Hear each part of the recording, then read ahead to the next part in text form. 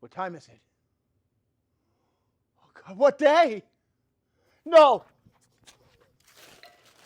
No! Oh no, come on. No. No. I've got to know. We've got to know.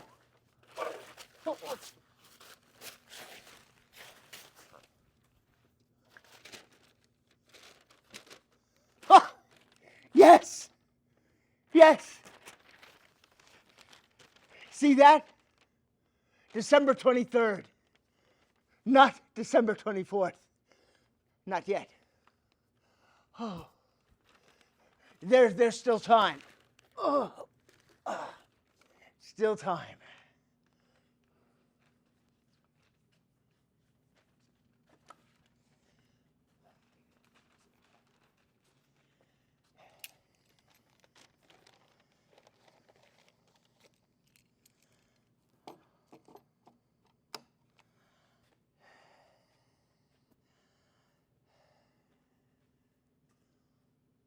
Ever hear of William Dampier? Of course you haven't heard of him. No one's heard of him. Like most good and great things in this world, no one knows they were there or ever were there.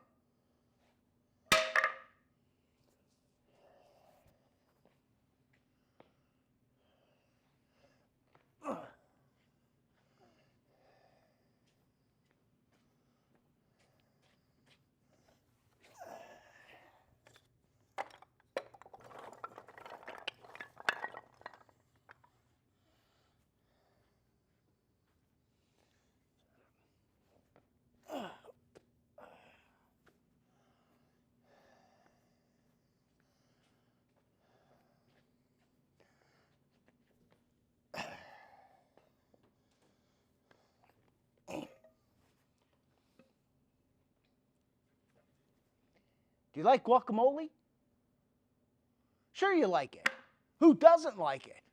Like on your chips or on a hamburger? Or maybe on a rice cake if you're looking out for your health or your weight. Well, who brought us guacamole? William Dampier, buccaneer.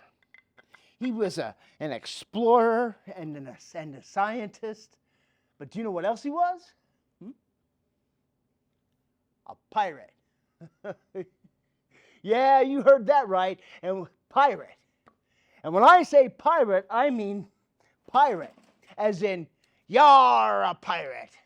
Yar, matey, raise the mizzen mast. Where's the mizzen mast? I don't know. How long has it been missing?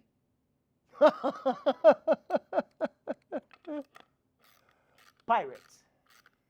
Bad guys, right?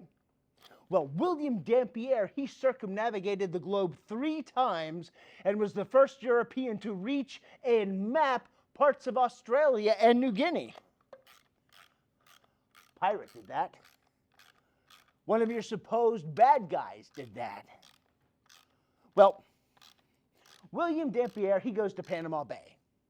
You know, in Panama, he writes of a fruit that he found there as big as a large lemon. Said such fruit which you and I today know as an avocado, got mixed with some sugar and lime juice and then was beaten together all on a plate. Then they go to the Philippines. You know what they do there? Cut mangoes and pickle them with salt. Add a little bit of garlic and vinegar. Now, it'd be a while before we started adding in peppers and onions, salsa, what have you. But essentially, that's it. I mean, he mixed up these two recipes, one from Panama Bay and one from the Philippines, and they are why we now have modern guacamole. Delicious. Probably wish you had some right now, huh? I know I sure do. The only thing is, I'm not hungry at the moment, which is odd, because I've been here so long, you'd think I'd be hungry by now. Except I'm not.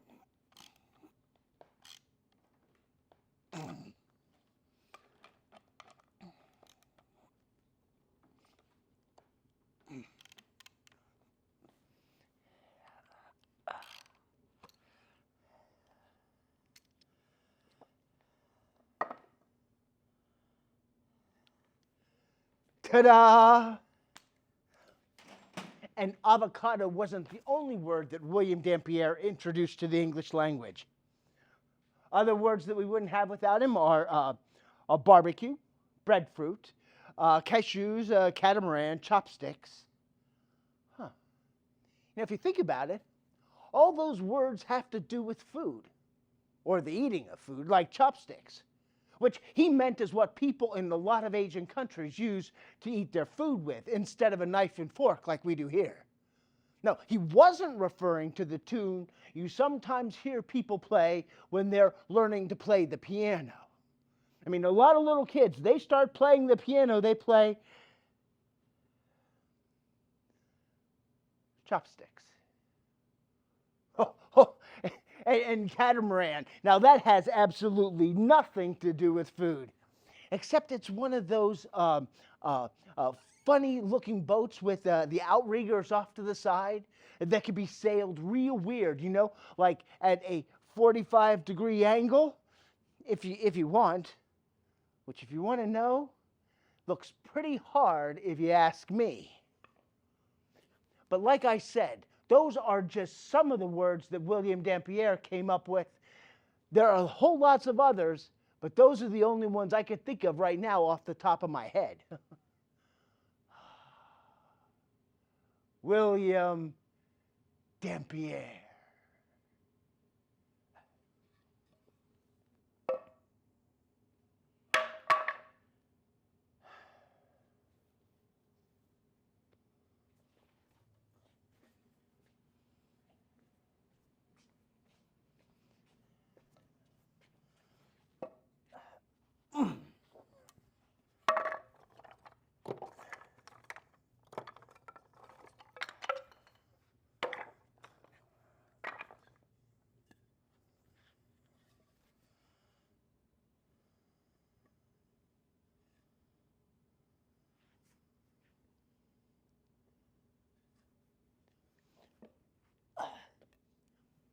What is it that religious people say about kids?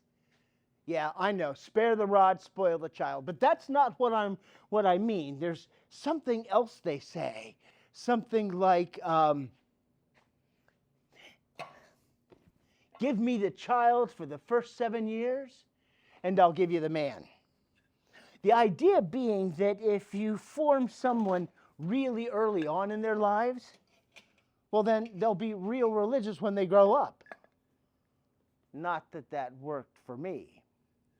The only reason why I bring that up is that they don't know much about what things were like for William Dampier when he was a kid.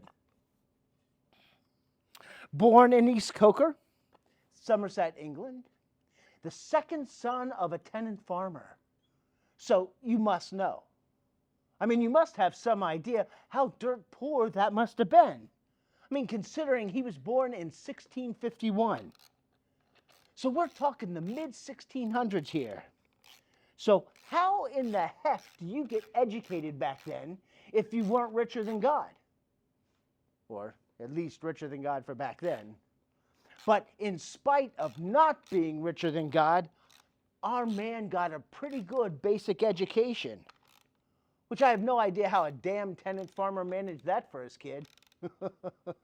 Must have been one heck of a tenant farmer. Taught the kids Latin, which I don't know how anybody learns to speak, even today. Latin and math. Well, by the time Dampierre was 7 years old, both of his parents were dead. Who knows how or why? The kid gets apprenticed to a ship's master, and it's all over for him after that. Falls in love with the sea. Sails to France and Newfoundland. By 1670, meaning he wasn't even 20, he's sailing to the East Indies, to Java, around the Cape of Good Hope. Isn't that a great name? The Cape of Good Hope. I love it. Well, all this time, our man Dampierre was learning the art of navigation, studying how wind patterns and weather patterns and how they affected navigation. See, what is it that they say about what to do when life gives you lemons? Well, William Dampierre was the original Life Gives You Lemons guy. Okay, now I know I've been telling you all about the words he discovered and all that, and so when I say William Dampierre was the original Life Gives You Lemons guy, I don't mean that he came up with the whole Life Gives You Lemons thing. Not sure who came up with it, but I know it wasn't him. I don't think. I'm just saying, look at where he came from and look at what he did.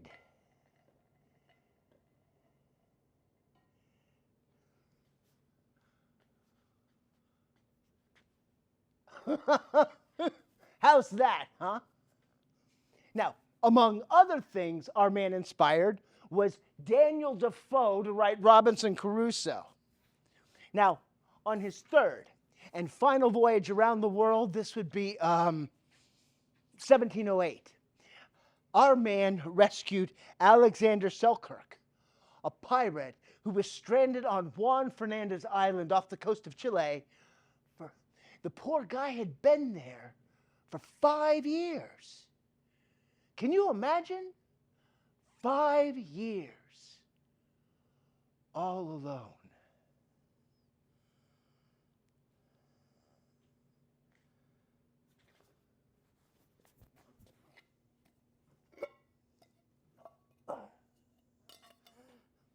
Now, at one point in his career as a pirate, Dampierre was going to sack a town.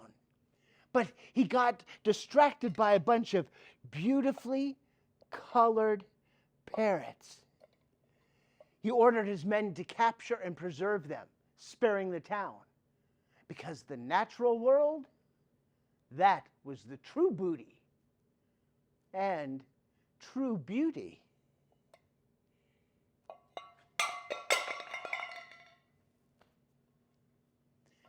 You got to work with what you got.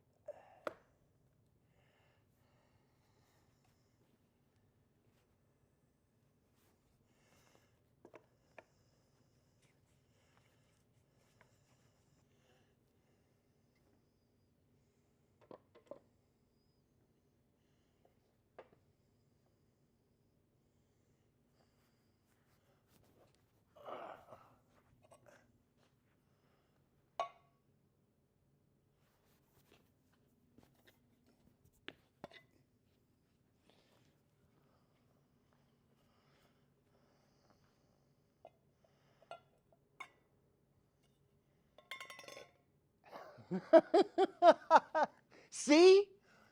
When life gives you lemons. Now, Dampier reached New Holland, which is present-day Australia, on his ship, the Roebuck, 8 months later at a place that he named Shark's Bay on account of all the sharks that he saw there. Now, the Roebuck continued north for a month, where it dropped anchor. Now, during this time, our man Dampier made a thorough scientific record of the area's plants and animals.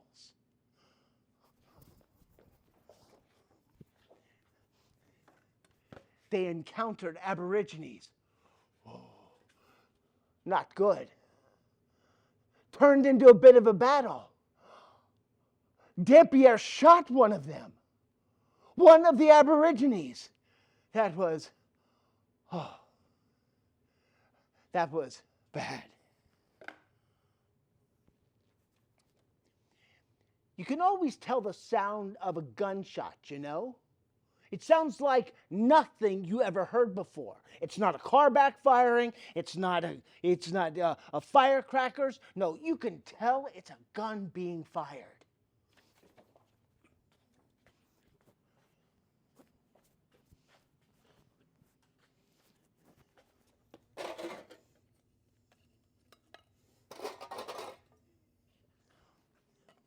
Now, most bullets are made of three things. You have the primer, which launches the bullet. You have the propellant, which explodes the bullet out of the barrel. And you have the bullet itself, which hits the target, usually. You see, a trigger gets pulled, and there's a mechanical spring that makes a metal firing pin hit the back of the bullet. Now, that ignites a small explosive charge that's there at the back of the bullet, and that ignites the propellant. Now, the chemicals in the propellant burn really fast, producing lots of expanding gas. The expanding gas greatly increases the pressure behind the bullet, and the bullet leaves the barrel at amazingly high speed. That's why there's such a loud bang when a bullet gets fired. A bullet travels so fast it actually breaks the sound barrier. That crack you hear is because of that. The speed of sound is 761.2 miles per hour. So a bullet is traveling faster than the speed of sound. A lot faster. It's awful, isn't it? It's awful.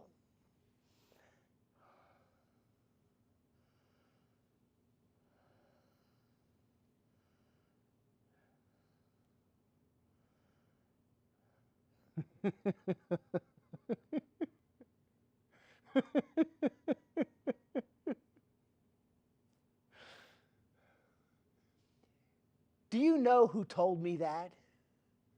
About a bullet breaking the sound barrier?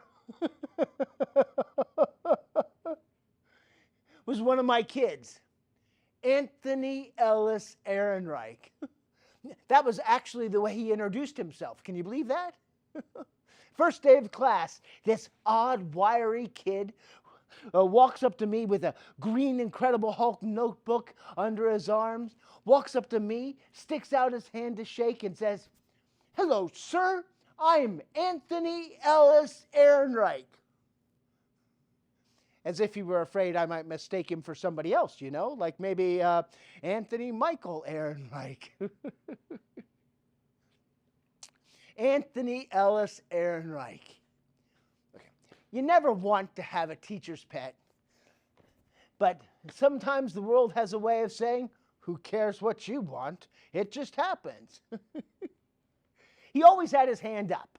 I mean, whenever I would ask if there were any questions, and him doing that, was always good for starting a discussion. Because most kids are shy, or they think it's not cool to want to learn something. But Anthony Ellis Ehrenreich, he didn't care about none of that. He stayed after one day. Do you know what he said to me? I thought he was going to say something about something we went over in class. Something that he didn't understand or something. But do you know what he said to me? He said, I saw Jurassic Park for the first time. Everybody talked about how scary it is, but I thought it was just silly. Okay, I tried not to laugh, but sometimes you can't help it. But I didn't want him to see, so I turned back to the blackboard and started to erase some things that were on it and said, "Oh, Anthony, well, why is that?" And he said, the original DNA of the dinosaurs that they got from the mosquitoes was too corrupt for them to clone the dinosaurs right from that. So they filled in with frog DNA, which was just silly. Because everybody knows that dinosaurs are the ancestors of present-day birds. Why didn't they use chicken DNA? Or crow DNA? Or even pigeon DNA? And it was funny. But it also wasn't funny. Here was this kid's mind on display. And it was a good mind, too. He was right. But he also wasn't right. There's this term that's kind of gone out of favor lately. It's called a teachable moment. And I realized right then that's what I had, was a teachable moment. So I turned to Anthony and said, "Anthony, you're right. Scientifically, you're right.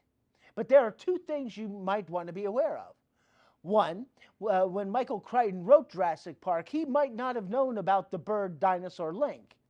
And second, Crichton needed the frog DNA for the story to work, right? Because frogs can spontaneously change their sex, and he needed the dinosaurs to be able to do that in order for them to reproduce." Well, Anthony, he just stood there nodding. But you could smell wood burning. "Okay," he said, "I'll find out about that. We'll just see. We'll just see if that guy knew what he was doing," and whoosh, walks out. Comes back the next day and fidgets all through class, like he had to go to the bathroom or something. I almost went up to him and said, "Anthony, if you got to go, go ahead. It's okay." Except I was afraid I'd embarrass him. But that wasn't it. No, you couldn't embarrass that kid. But that's not what was going on anyway. He was fidgeting so much in class because he couldn't wait to tell me what he found out. But as soon as class was done, he walks up to me and says, "Jurassic Park, the book, was published in 1990. They thought that there was a connection between dinosaurs and birds as early as 1870 because of Archaeopteryx, the world's very first bird that was discovered that same year and lived the same time as the dinosaurs. Oh, and not only that, there are birds that can change their sex too, just like frogs can. One of them is chickens, like I said, but cardinals can too. So he could have either used chickens or cardinals and got the same thing as he got by using frogs." I just stood there, nodding like an idiot. And then he says to me, "Guess that makes me smarter than the guy who wrote Jurassic Park." And I said, "Yes, but Michael Crichton didn't think climate change was real either."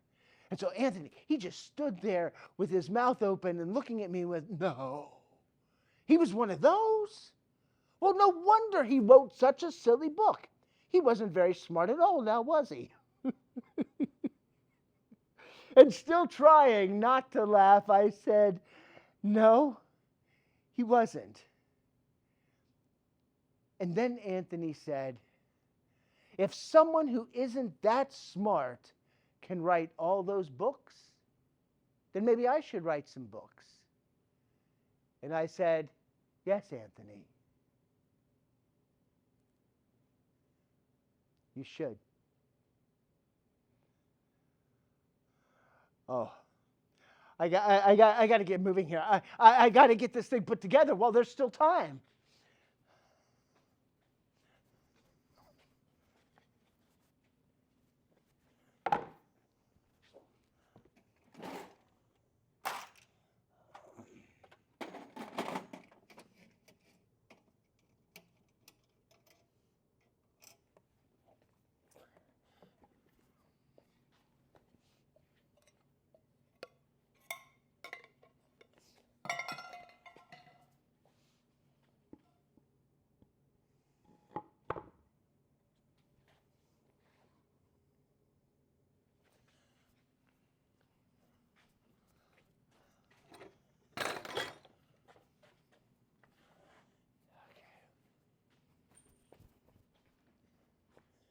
Oh, boy.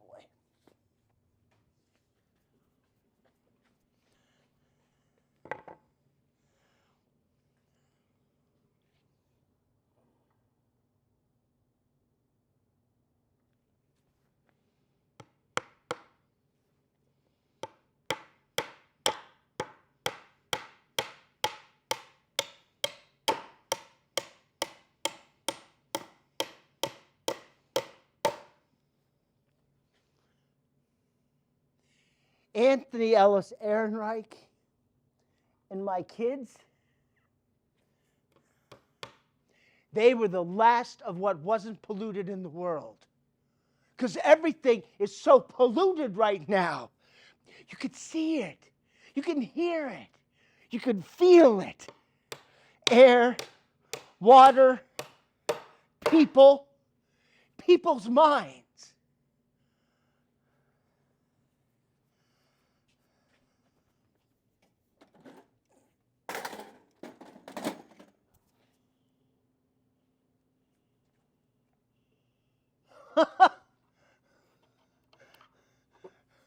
See that? See that? How outstanding is that?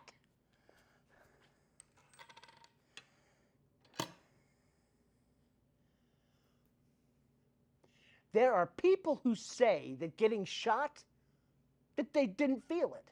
They didn't know it until after. I don't get that. I mean, unless it's something really small, real small caliber, like maybe that, then maybe you wouldn't feel it or know it. But a 7.62 diameter bullet using a 39 millimeter long cartridge, oh, you'd feel that. I mean, unless it just got rid of you right then and there. That the bullet would travel through you faster than your body's ability to register what had happened. Faster than the ability of the nerves to get the message to your brain that you have been wounded. Yeah. That had to have been the way it was.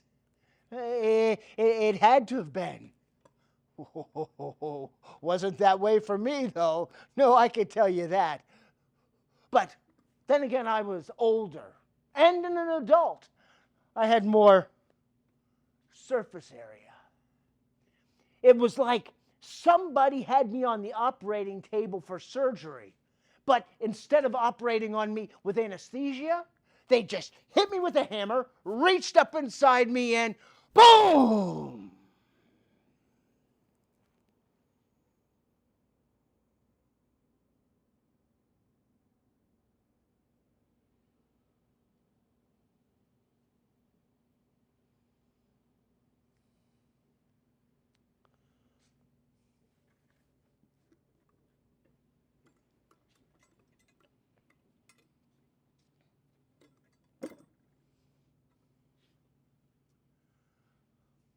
We were covering the Enlightenment. This explosion of knowledge and learning that happened after the Dark Ages.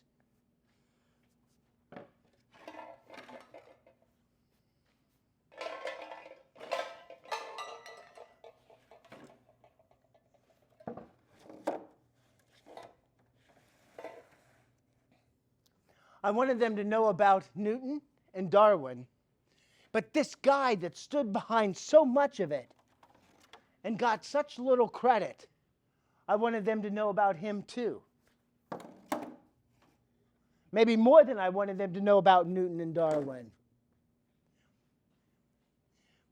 Do you know who I couldn't wait to tell about William Dampier? You know, I've already told you about him. Anthony Ellis Ehrenreich. Anthony was going to love William Dampier. He was going to think William Dampier was the greatest guy ever.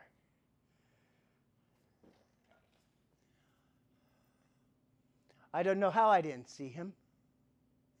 Maybe I was looking forward to teaching them so much about this pirate adventurer scientist, about as close to a real-life Indiana Jones as you were ever going to get. And I had just started into talking about him when, over here, off to the side in my peripheral vision, this dark thing. So I turned toward it. And there he was. This man dressed in black like he was part of SEAL Team 6 going after Osama bin Laden. Except he was in the doorway of my class. And I thought, has something happened? Something bad? Has there been a terrorist attack and they've sent someone to evacuate us? Is there a nuclear plant that's had an incident nearby and they've sent someone to help? And then I saw that face. And it was a murderer's face. These huge beetle brows like from a primitive man. And then he aimed his rifle, his machine gun at my kids, and it was so loud. I never heard anything so loud before in my life. And all I could think of was my kids. And I started to run towards him thinking, I'm the adult here. I've got to stop him. It's my responsibility. And then he turned toward me, that gun following with him, that gun following with his eyes. And 1 minute I was rushing towards him, and the next minute I was on my back looking at the ceiling, and I heard more of that loudness, and I thought, my kids!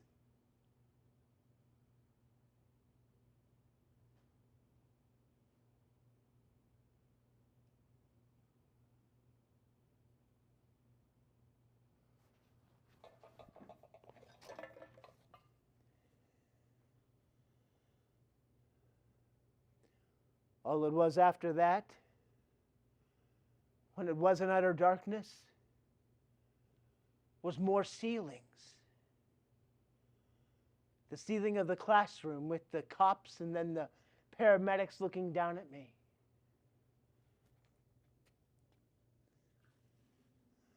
The ceiling of the hallway moving. The sky.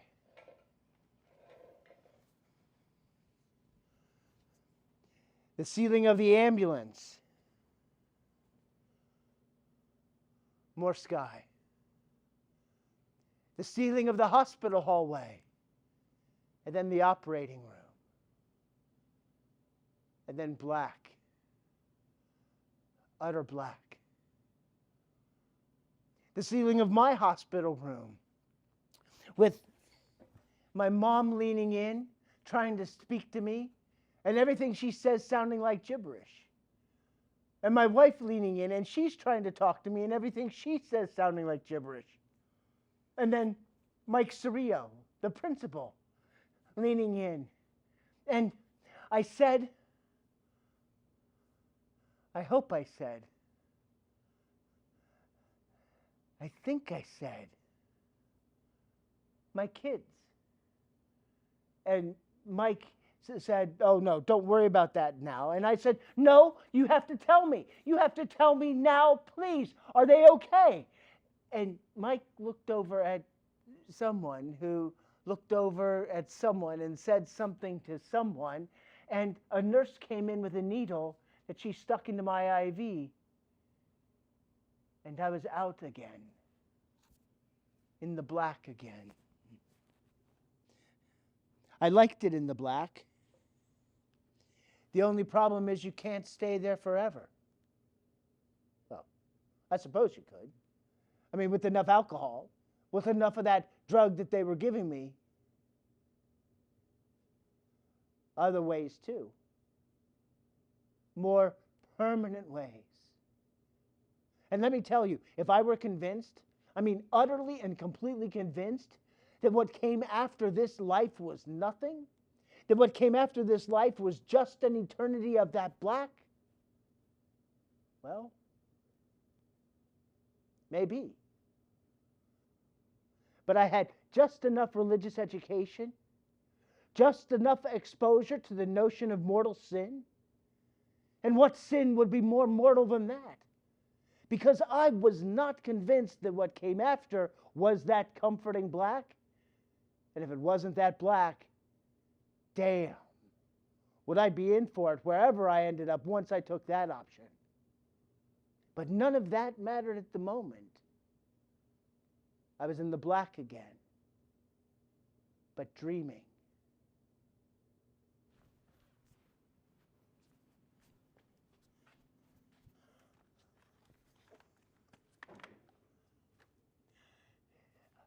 It was William Dampier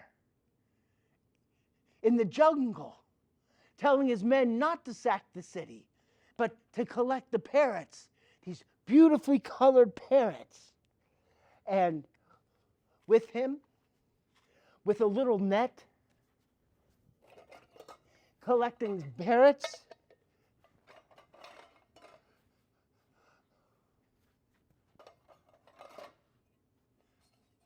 was Anthony Ellis Ehrenreich. And I felt relieved, like a weight had been lifted. And I said, Anthony, I'm so glad you're okay. I was really worried about you. I'm okay. Me and Mr. Dampier, we're just collecting specimens. And I thought, good, that's good. And I was able to relax for the first time in a long time. Don't worry about anything, Anthony said. It'll all be all right. And I said, yes, it will be, won't it? It will be. And I went to sleep. Real sleep, not drug sleep. Not that the drugs didn't help, they did. But this sleep felt natural. It felt like the sleep you have if you weren't on drugs. That if you had just been awake for a couple of days and your head finally got to hit the pillow.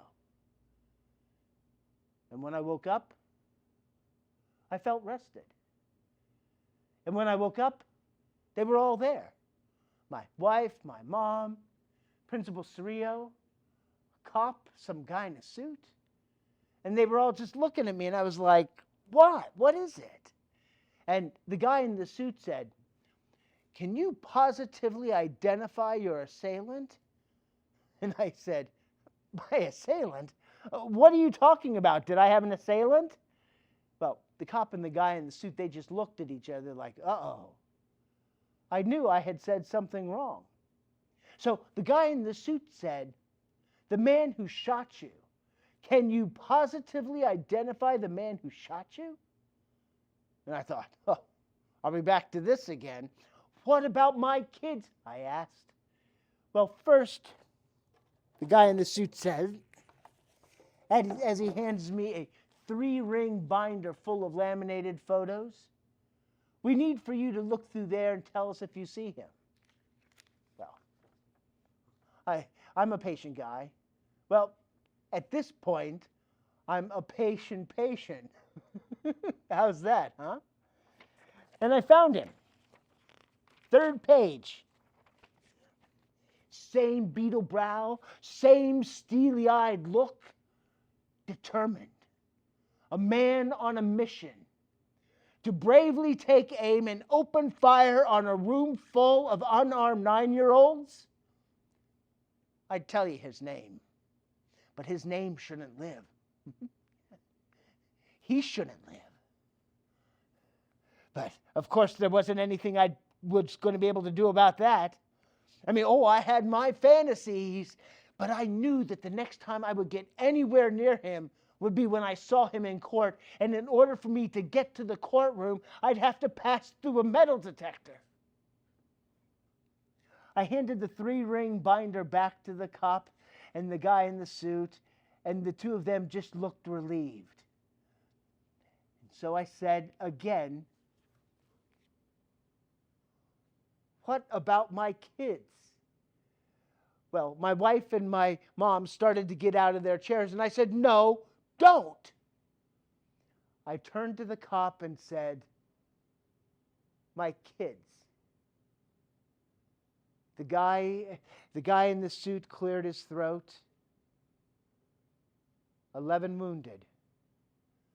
2 in critical condition on ventilators. 8, including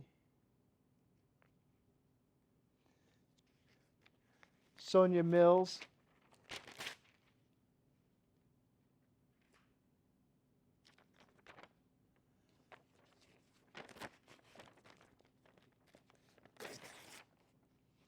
Rodney Sturgis,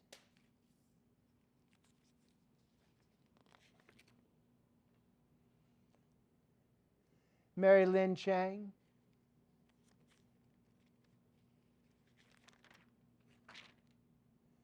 Cindy Warden,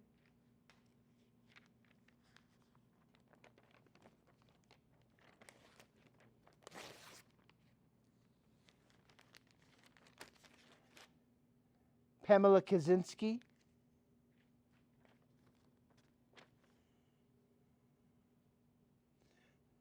Donnie Poland,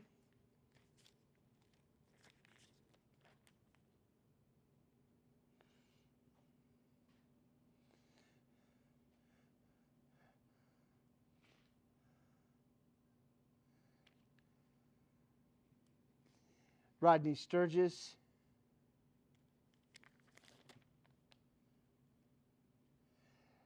and Anthony Ellis Ehrenreich were gone. Human beings,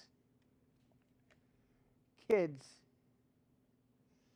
with their whole lives ahead of them, being doctors or firemen or telephone linemen, teachers, nurses,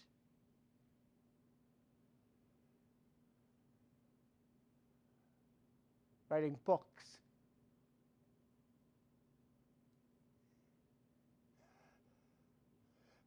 I got to get moving here. I got to get this thing put together while there's still time. I thought about plastic guns. I even looked up how to make one on the internet. But all the designs I found, they were too big, bulky. I didn't know how I was possibly going to keep one on me while I walked through a metal detector. They'd see it. Of course they'd see it. Oh, I don't know if that was part of the deal. Something that the designers of these guns worked out with law enforcement to make sure they turned out to be these big, bulky things to keep people from doing what I was thinking about doing. But oh, that web. Oh boy, on that dark web. Can you find some shit out on that dark web? Such as how to make. And I don't know if who came up with it got the idea from the CIA, because they were actually thinking about something like this as a way to assassinate Castro back in the 60s. A lot of people, they don't know it, but it's true. I found instructions on how to make an exploding pen. Boom! Okay. I should probably amend that. What I'm talking about isn't exactly an exploding pen. It's a one-shot gun that looks exactly like a pen. You couldn't do much aiming, but boom! If you got close enough. Okay. I know what you're going to say. Revenge never solved anything.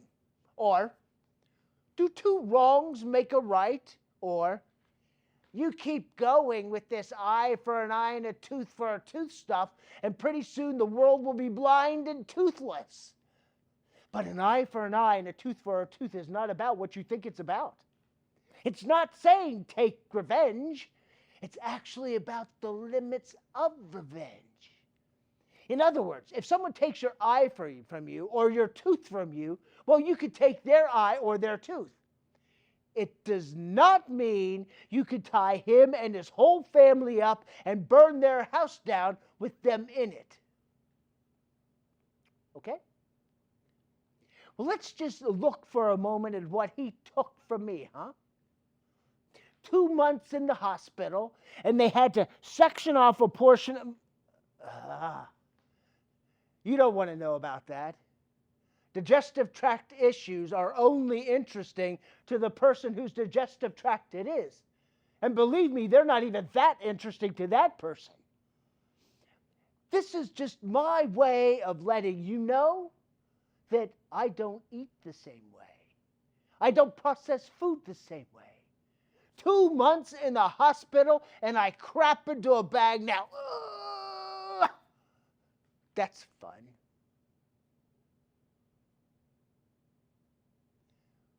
My marriage broke up. She walked out on me. Not like I blame her. I'd have walked out on me too if I could have. I was stuck with me. She wasn't. I was glad for her, if you want to know. I mean, she was young enough. She could meet somebody else, somebody who wasn't so polluted by the world. Oh. This thing happened while I was in the hospital, in rehab and in recovery. This group of, hell, I don't know who they were, pro-gun people or somebody. They accused me of being a crisis actor. Do you know what that means? It means they thought it was all fake. That what happened at the school really didn't happen. That I didn't really get shot. That none of my kids died. That it was all part of some plot to take people's guns away. Where do you go with that? What am I supposed to do with that? What do you say to people like that while you crap into a bag because part of your intestines were blown away by somebody they say was never there? I was so committed to my role that I actually had doctors go in and cut into my guts like Robert De Niro gaining all that weight for Raging Bull. Very method.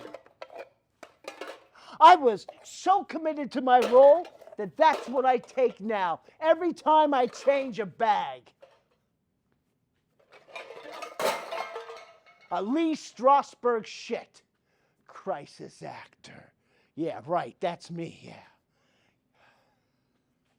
I don't know what they would have done if I would have tried to buy a gun. Would my recent experience have flagged me as someone to whom you don't sell a weapon? I mean, how good were their background checks anyway? But I could tell you what you could buy without a background check of any kind. A 3D printer. Trial was coming up. They were going to need me. A material witness. Do you know how hard the defense tried to get me excluded on account my testimony might be considered prejudicial?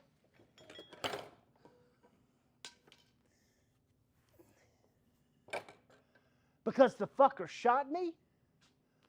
Prejudicial. You don't know. You have no idea how much that pissed me off. First, because they were trying to get me excluded. And second, because he was getting a trial at all. It was all just so civilized, with the system so concerned about his welfare. So concerned that they had him sitting in a courtroom in a bulletproof vest. Where was Anthony Ellis-Wright's bulletproof vest? I printed up the pen gun, took the parts off the little plastic tree they came printed up on. It was kind of like one of those model airplanes you'd buy at a toy or hobby store when you were a kid and would put together with airplane glue. I'd have to take an X-Acto knife to it. Cut the parts off the little plastic tree, shave a little extra plastic off here and there. And then I had it. Put it together, loaded it. I found one of those styrofoam wig heads at a hobby shop. And the caliber, there really wasn't much way to aim it. And the caliber, so small and made out of hard plastic. Even at velocity, I had my doubts that it could actually go through a human skull. But I was completely sure I could get it through his head, through his neck. Yeah, yeah, blow a hole in somebody's neck. Oh man, that's the ball game. I mean, what are they going to do? Tie a tourniquet around it and strangle him? I figured if I got past the metal detector, I'd have two chances. Calling me up to the witness box would take me from where I'd be seated in the courtroom past him and the defense table. Now, the defense lawyer would most likely be seated there, so I'd have to get past her. Now, my other chance was after having given my testimony on the way back. I thought that was the best. Take me on a smoother trajectory. Just veer off a little bit, get out the pen, press it to his neck, and trigger it. I even set up a staging area in the basement of the apartment I had rented.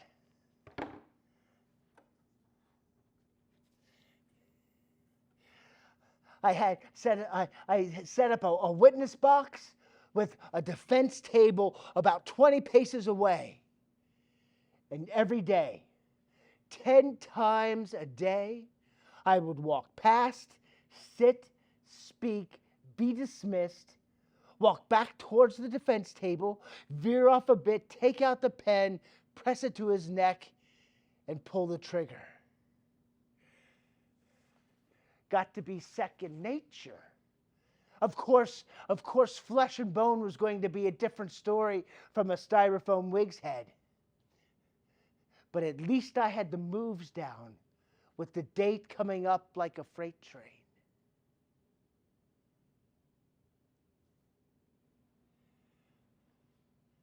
The night before, I didn't think I'd be able to sleep. And at first I didn't. But then I thought about William Dampierre. And the question became, what would William Dampierre do? That's right, WWWDD.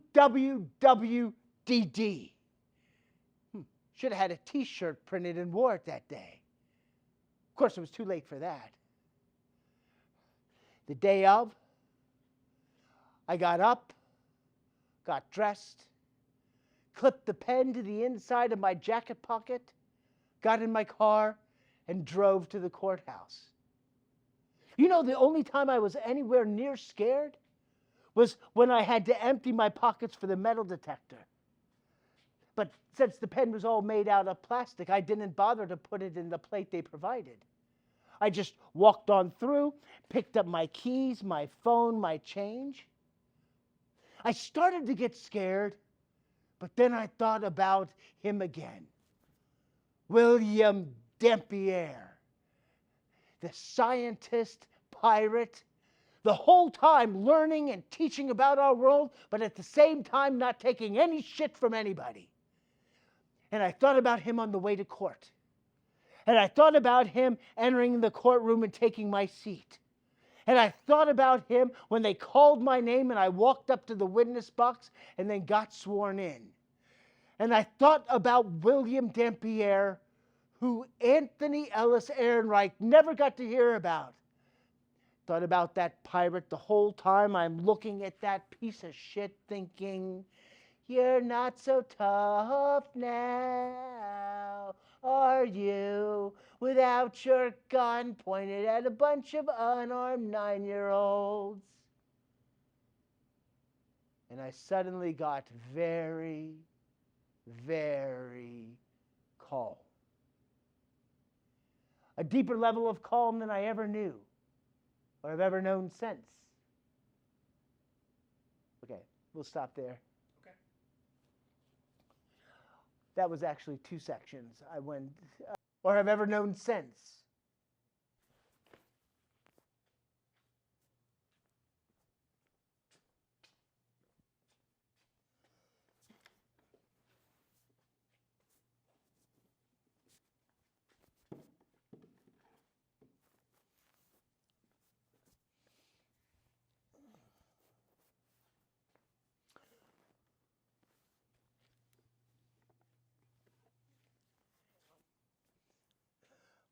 I was conscious of the defense attorney, a tall, willowy blonde with a perpetual smirk on her face as she asked the judge if she could treat me as a hostile witness, and the judge saying, "I'll allow it." "Do you drink?" And I asked, "Do I drink what?" "You know what?" "No, I don't," I said. "You'll have to be more specific." "Do you drink alcohol?" "Isopropyl alcohol, rubbing alcohol?" "Your Honor, the witness will answer the question." "I'm trying to, Your Honor." She needs to be more specific. "Do you drink beer, wine, liqueur, whiskey, gin, vodka, scotch?" "On occasion." "Oh, we're getting somewhere." "And had you been drinking the morning of the alleged attack?" "A weekday morning when I was about to teach my class?" "No." "What about marijuana?" "What about it?" "Have you ever smoked it?" And the prosecution objected. "Relevance, Your Honor, relevance. Goes to his credibility, Your Honor. Is he a reliable witness?" "The witness will answer what?" "Have you ever smoked marijuana?" Well, I looked over at the prosecution, and he just spread his hands. And I thought, considering what I was going to do as soon as I was out of that witness box, what the fuck? If everything went the way it needed to go, I'd be in custody for the rest of my life anyway. It's not like a possession of marijuana charge was going to mean anything. So I said, "Yeah, sure, I've smoked it." "And how long had it been since you smoked it, huh?" I don't remember." "A month? A week? A day?" She walked up close to me, so close I could smell her perfume. She leaned in even closer, and I'll be damned if I didn't find myself with a very conflicted heart-on. What was up with that? Had it simply been so long since I'd been near another woman that the witness will answer the question? I honestly don't remember, Your Honor, except it was before Larry King died, because he was still on the air. Well, she walked away from me, and as she walked away, I hoped my erection would walk away with her. I didn't want to get up and leave the witness box while I still had it. And then she said, "And what do you think about guns?" And I said, "I don't think about guns." And then that smirk again, looking at me like I was stupid. "Never? Really?" Woo, woo, woo. And the prosecution objected. "Your Honor, really?" "Are you making an objection?" "Yes, Your Honor, I object." "Objection overruled." Bum, bum, bum, bum. "Your Honor." Bum, bum, bum. "The witness will answer the question." And I looked over at that beetle-browed nightmare who came into my class guns blazing like it was the Old West. And I looked at his smugly attractive defense attorney, who you just know couldn't wait to get on TV and talk about how she was defending the Constitution. And you know something? For all of her sass, for all of her media savvy, and no doubt Ivy League education, I'd be willing to bet not she nor anyone else in that courtroom knew shit about William Dampierre. William Dampierre was for me, for my class, for Anthony Ellis Ehrenreich. And if I had any doubts about what I was going to do, they went away right then and there. So they asked me their questions, and I answered.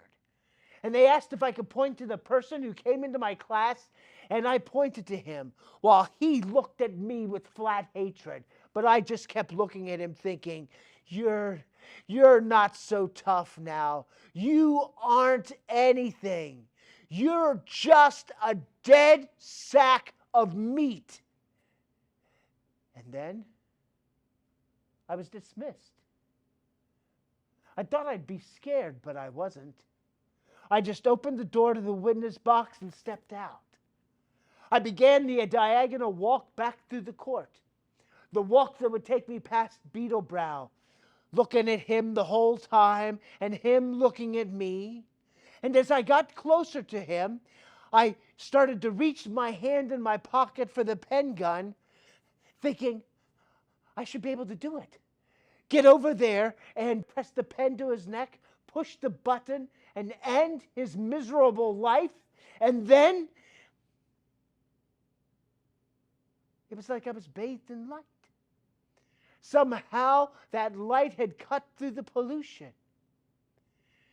And I remember God's teaching from a lesson in Sunday school, that after the Red Sea had parted and the Israelites were getting across, Pharaoh's army could have stayed where they were. Or they could go after the Egyptians, and they went after them. And the waters closed over the Egyptians, and they drowned. And the angels rejoiced.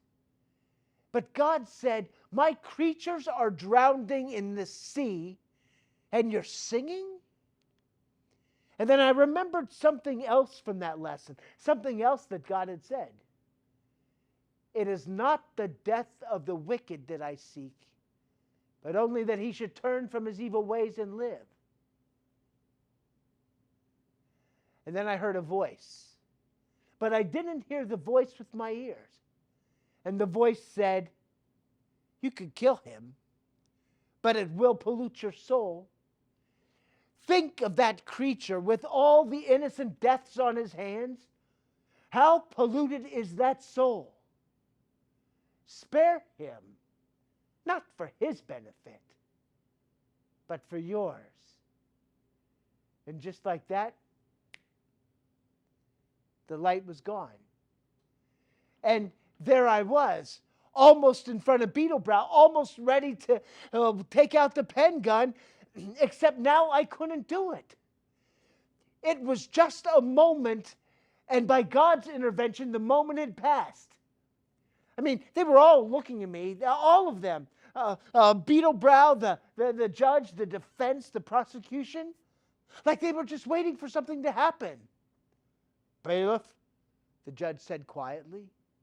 But suddenly there was this huge guy in uniform standing next to me.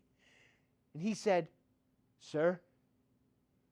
So I nodded and looked at Beetlebrow, and the huge guy in uniform walked with me into the crowd. I thought I'd sit back down, but I found myself asking, are they going to need me again? If they do, sir, they'll let you know. Okay then, I said, I think I'll go. And the huge guy said, okay. So I walked out of the courtroom, took out the pen gun, and broke it into 2 pieces and then into 4, and tossed it into the nearest wastebasket. I found my car, paid for my parking, and went back to my apartment and sat. Because what do you do after that? You can't tell anybody. Well, okay, I realize I just told you, but you don't count. No offense, it's just that I'm not sure if you're even really here. You tell anybody else about it? That you're going to kill somebody, but you're bathed in light and you're hearing voices? You know what they'd say. Woohoo! And I didn't want to hear any of that. I couldn't hear any of that. Something like that happens. You can't tell too many people about it. You can't tell any people about it. You'll rob it of its power. But once more, what do you do after that? So, finally, I just walked out of the apartment, just with the clothes on my back. I just walked out thinking, hoping I'd figure out what to do next. Or that maybe he, or she, or it, that God would tell me what to do. Find something for me to do. And that's when I saw this place. A big damn junkyard with a big for sale sign on it. I knew I was home. And once again I thought, what would William Dampier do? Oh, and then it came to me that the real question was, what would Alexander Selkirk, marooned on an island before William Dampier found him and took him home, and that Daniel Defoe based Robinson Crusoe on? What would he do? I'll tell you what he'd do. First thing he'd do would be make a shelter. And look at this place. Small, but cozy. Plenty of natural light, pet-friendly, easy payments, low percentage rate financing. It was cold that first night. I mean, real cold. But you find stuff. The space blanket is really a masterwork of technology. It's so thin, but it really keeps you warm. I'll bet Alexander Selkirk could have used one of these. Although he was on a tropical island, so maybe he didn't need one. But I bet even tropical islands get plenty cold at night. When I went to sleep that night, it was thick, not like dope sleep. And after a while, I dreamt of my kids. I was back in the jungle, and they were all dressed the way they would have been dressed had they been traveling with William Dampier. Except I didn't see him this time. And I thought, where was he? I mean, he's supposed to be the responsible adult, and he leaves all these kids here alone?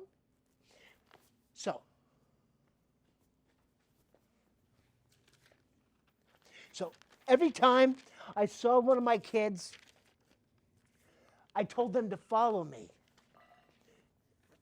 until I had them all together.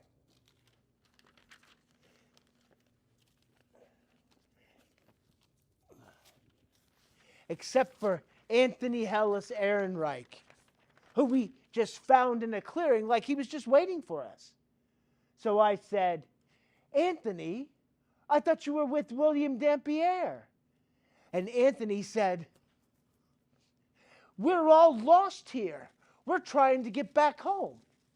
So I looked around at all this thick foliage and thought, lost? Here? How did they get lost here?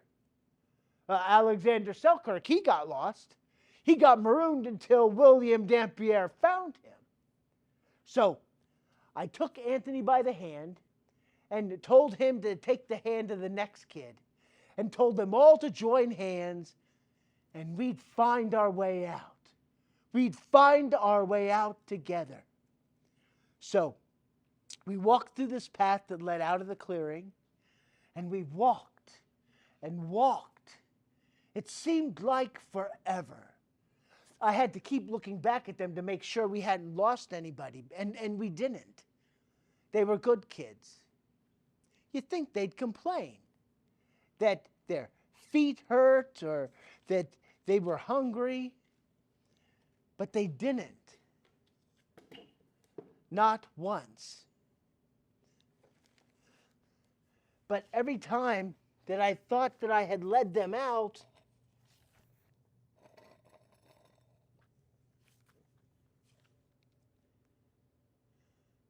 it was just another clearing.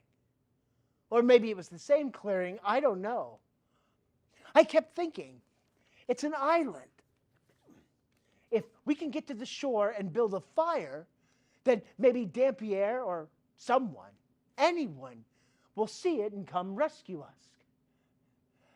I kept listening for the sound of the waves on the beach, but I never heard it. I thought, how big is this damn island anyway?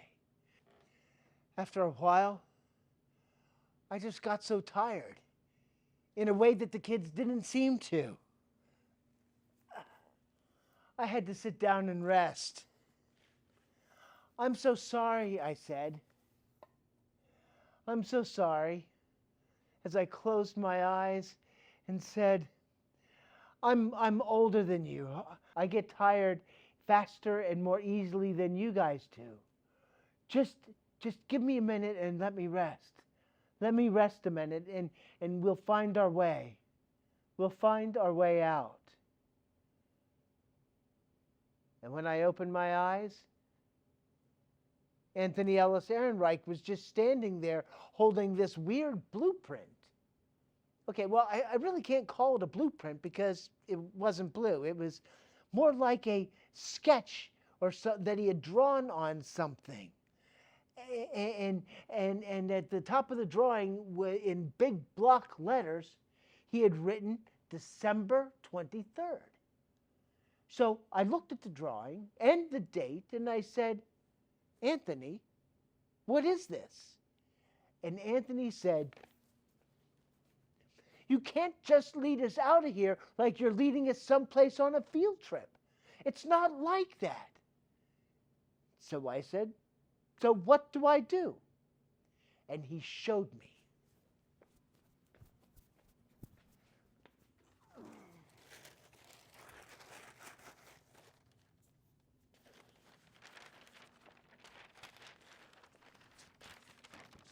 This, huh?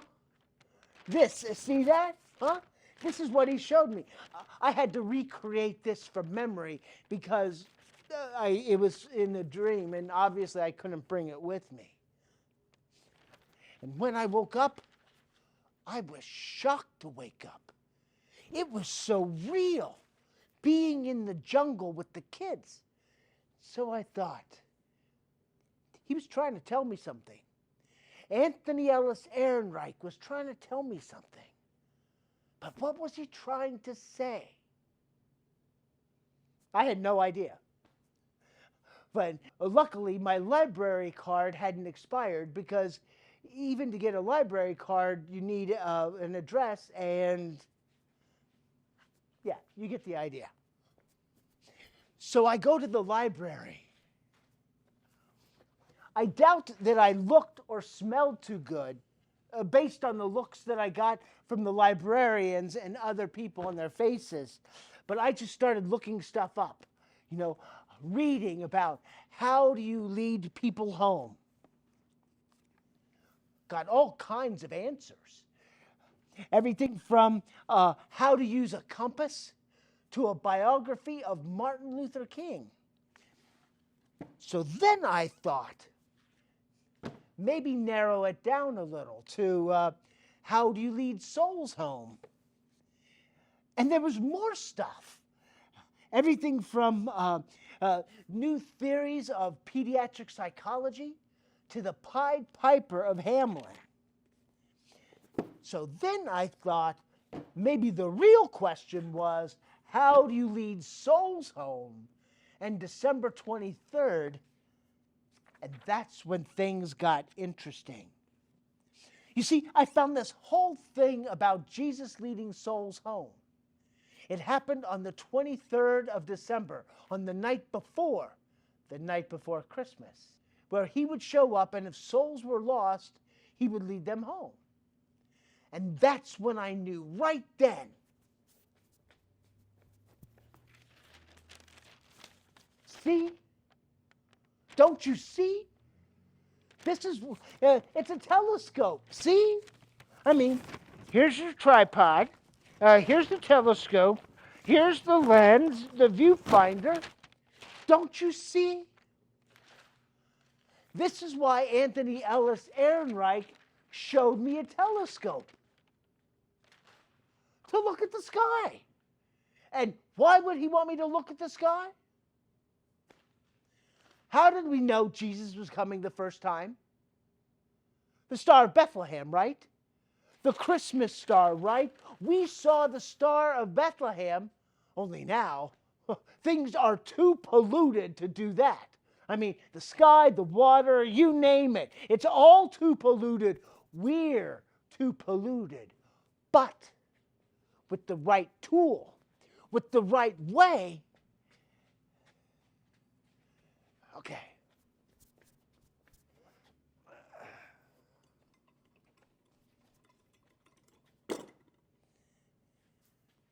Ah, there.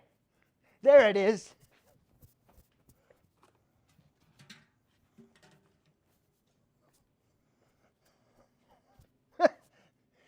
All right. All right.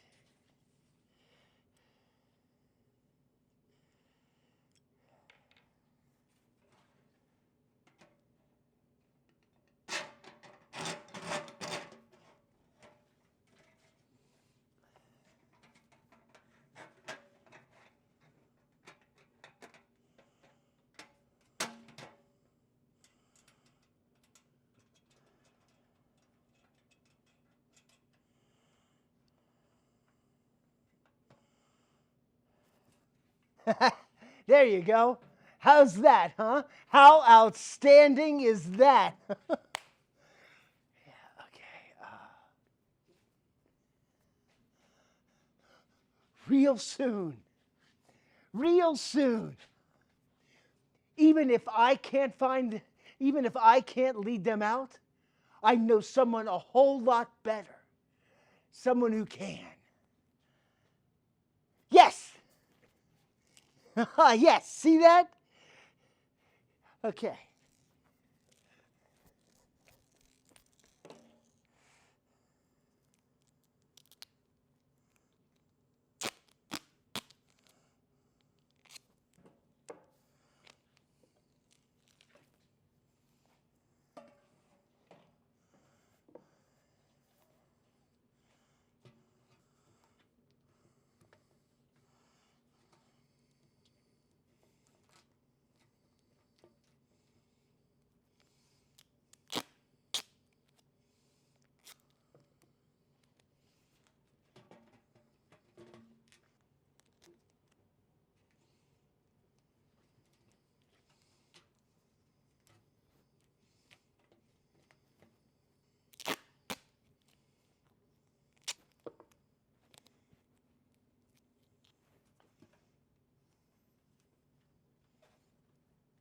Ah, yeah. Oh, yeah. Oh, I can see the universe. Stars. Galaxies. Contained up there. Contained in here. Except, no. No Star of Bethlehem. Not yet. But what would William Dampier say? I bet he'd say, not yet doesn't mean not at all, because the sky's pretty big, you know? Let's try this again.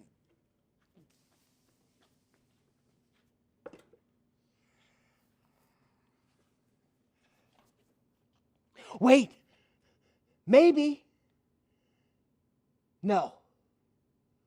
No. Maybe? No. No. Nothing. Nothing yet. Except the clock is ticking. Pretty soon it won't be the night before Christmas anymore. Pretty soon it'll be Christmas Eve day. And they'll be out there for a whole other year. I can't have them out there for a whole other year. It's too cold. Too cold at night. No. Or could it be? It could be me. The pollution in me. This God wouldn't let Moses see the promised land. And why?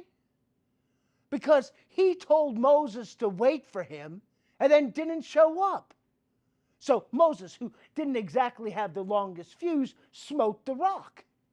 So everything that Moses had done to get the people out of Egypt into the promised land, all of it erased, and none of it mattered anymore because he smote the rock.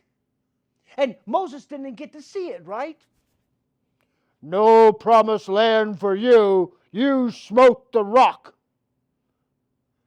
And then King David, he doesn't get to build the temple. Why? Because he wasn't holy enough. Because he had blood on his hands. Blood from killing Goliath, from killing all kinds of people to get the land settled. And David, the warrior king, killing all these people that you told him to kill. You needed someone who could someone who could kill, so you put a killer on the throne and then got pissed at him for being a killer. Well, if Moses isn't good enough and David isn't good enough, how am I ever going to be good enough? I mean, Moses smote the rock and David had blood on his hands. What about me, you damn perfectionist prick? What did I do that was so bad? Oh, I see. Let that piece of shit come in and shoot up my class, kill my kids, right? How was I going to stop him when you didn't make me with bulletproof skin? I mean, one shot to the gut, and that was it. I was done. And he turned that gun on my kids, and now they're lost, stranded. Even if you think I'm some kind of a fucking asshole for letting that happen, what about my kids? They didn't do anything. They were kids. And now they're lost, stranded. And I never even got to tell them about William Pierre.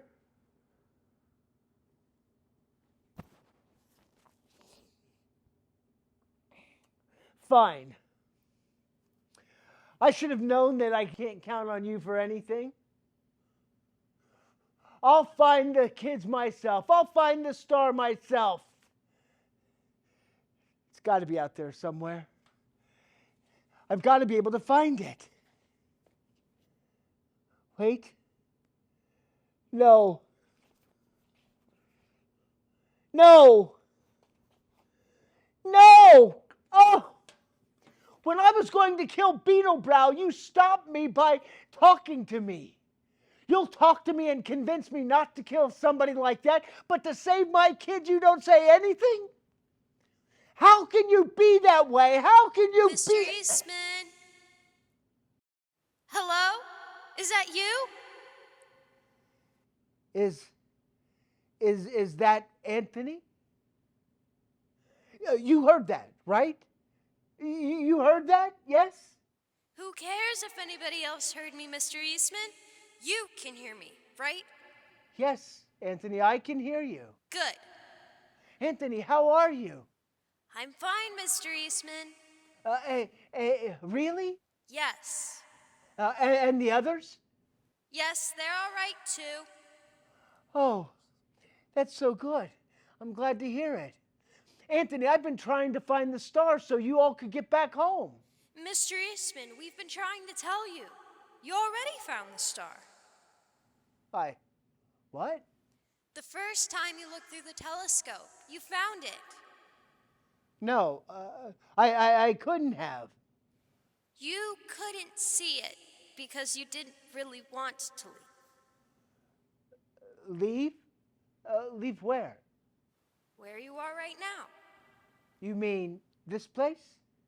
Yes, I kinda had to sneak away to tell you. Sneak away? Yes. No, you can't sneak away. Not to talk to me.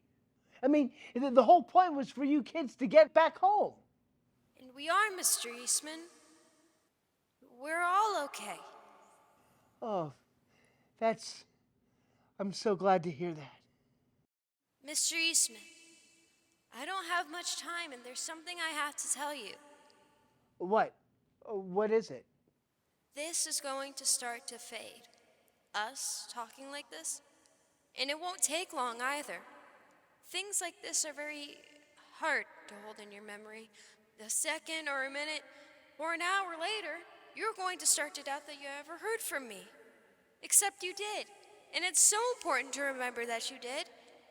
And that we're okay. And that you can get out of here if you want to. That you should get out of here. Please. I know how hard it was for you. But if you really want us to move on, you have to move on. I can't. We can't really go on thinking about you stuck here. Anthony? Is the star still there? Yes. So I could see it? Yes. I have to see it. You can do whatever you want to, Mr. Eastman. Just remember that we're okay. And thank you for finding the star. You don't have to thank me. Sure we do.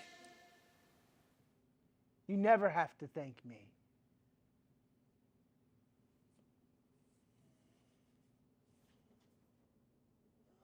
Oh, there it is. There it is. I can see it. Oh, Anthony, it's amazing. Anthony, are you still there? Anthony.